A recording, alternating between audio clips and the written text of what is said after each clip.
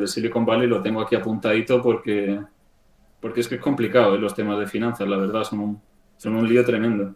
Todo el lío de las Y, startups. sí, sí, sí. Básicamente, lo de la caída del Silicon Valley no tiene nada que ver con la del 2008 en el sentido de que no es que estuviese lleno de activos, basura, y no nos tenemos que preocupar en ese sentido, sino más bien ha sido una mala planificación de los gestores del banco, ¿no? Ujú. Básicamente, el resumen es que cuando los tipos de interés, que han sido, creo que del 2016 a 2021, estaban en Estados Unidos al 0%, es decir, cuando pedir dinero era gratis, solamente tenías que devolver el mismo dinero. Lo que hace el Silicon Valley es meter mucho dinero, al 1%, en depósitos, bueno, en bonos soberanos de Estados Unidos. Después, ¿qué es lo que pasa a partir de 2021 como medida para intentar frenar la inflación y todo esto, ¿no? La Reserva Federal empieza a subir los tipos de interés y superan este 1%. Es decir, los depósitos que tenía bueno, todo su dinero, toda la liquidez del banco estaba en bonos soberanos a largo plazo que no podían ser liquidados fácilmente y además si fuesen liquidados serían liquidados con una cantidad del 1%, es decir, ínfima. Al ver esta subida de interés, las personas que están dentro de ese banco, que sobre todo eran startups y eso, y empresarios con muchísimo dinero y demás, empiezan a pedir que se les remunere sus depósitos, claro.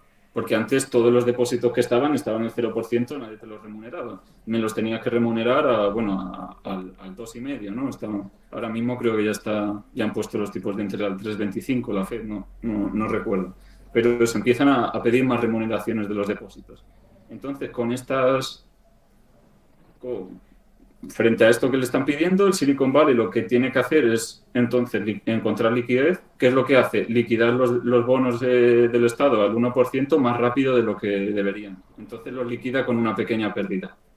Y el Silicon Valley era un banco en donde no estaba el ciudadano a medio a pie. Estaba gente metida en las finanzas, gente muy informada y gente que a la mínima que ve una pérdida instantáneamente tiene al asesor financiero que tenga y se lo avisan. Y oye, ¿qué está pasando esto?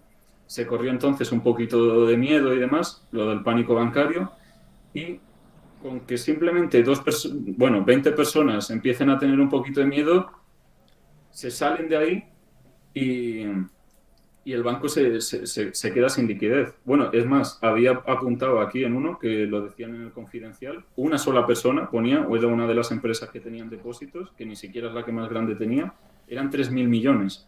O sea, que lo que estamos hablando. Y esto es una sola persona. Imagínate cuando esa persona decide salirse de esto. No es como aquí que teníamos muchas familias con Bankia y entonces tenían que salirse todo al mismo tiempo. No, es que se sale una persona y realmente influye. 3.000 millones de dólares tenían, ¿no? ¿Qué es lo que pasa? Al salirse se quedan sin liquidez de nuevo para pagar a esta gente y por eso ha quebrado, por una mala planificación, ¿no? Salió después en el tema de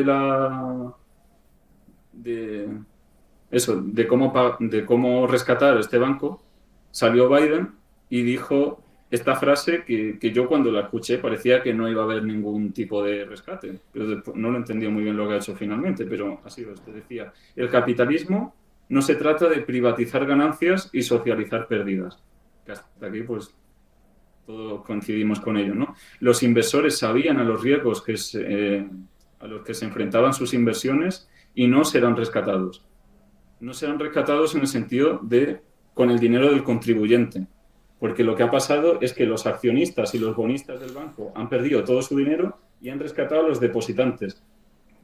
Porque ahora, en Estados Unidos el depósito mínimo que te cubre siempre el gobierno son $250.000. Es Aquí, bastante, en España son 100.000, ¿no? claro, pero en Estados Unidos, pues, Sí, creo que sí. más renta y así.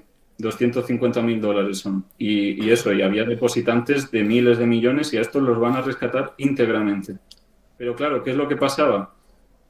Que en el Silicon Valley los que tenían sus depósitos eran en más de un 50% startups tecnológicas y después tecnológicas de capital de riesgo, los de Venture Capital, de las más importantes del país. Entonces esto era plenamente estratégico para Estados Unidos. Claro, ¿cómo vas a dejar que si el 50% de las startups de tu país estaban con los depósitos en el Silicon Valley, cómo vas a dejar que eso, Que que se los hunda, sí. Claro, claro. depositantes se hundan. Entonces lo que ha hecho ha sido coger a todos los accionistas, que a lo mejor esos accionistas sí que eran personas normales o de un ahorro normal de unos $100.000 a lo mejor después de una vida o lo que sea, ¿no? De unos 200.000. Nada, esto es cero. Y todos los depositantes que tenían dinero sí que les ha rescatado. Además, para ver que los depositantes eran personas que tenían bastante dinero, también decían en el confidencial que el 96% de los clientes tenían depósitos por encima de esos $250.000, han calculado.